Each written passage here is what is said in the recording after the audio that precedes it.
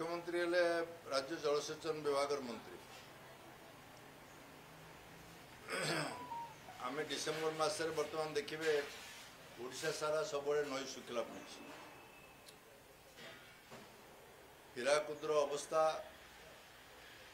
आजिका दिन में 626 फुट पानी अच्छी गत वर्ष यही दिन में 628 फुट पानी था हीराकुद जी पानी जो स्तर में खसुची मार्च एप्रिल बेलू को अवस्था अत्यंत भयंकर हम भयंकर जल संकट हम ये संपर्क में राज्य सरकार कौन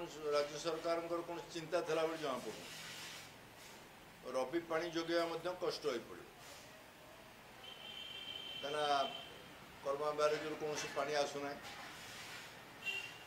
यही समय नॉर्मल टाइम रे आम देखीचु डिसेम्बर जनवरी फेब्रुआरी मसरे प्राय 10-12 हजार क्यूसेक पानी आसे इनफ्लो आसे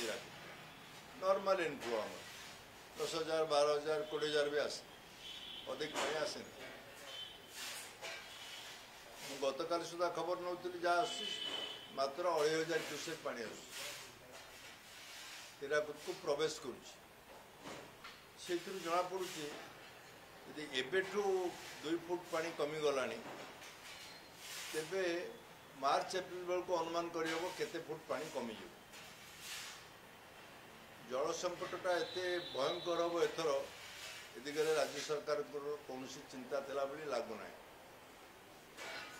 जलसेचन मंत्री भाव में मुख्यमंत्री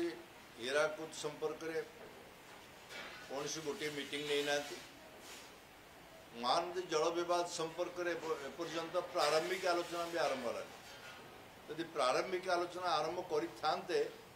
हुए तो आम किसी पानी पाई था छत्तीसगढ़ यदि एबेठू पानी पाऊना तेरे केते भयावह हम से को आ 2-3 मास पर अवस्था ताको सहज अनुमान कर तो मोर से राज्य सरकार को अनुरोध महानदी जल विवादर प्रारंभिक आलोचना आरंभ कर छत्तीसगढ़ जिते ब्यारेज डैम रे पानी अटकई नॉर्मल फ्लो महानदी और तार शाखा नदी मानक मेंटेन करने आवश्यक पानी आनिबार बंदोबस्त ना से परिस्थिति नियंत्रण बाहर को चली समय नथिबो सेतबेले चाषी को पानी जोगे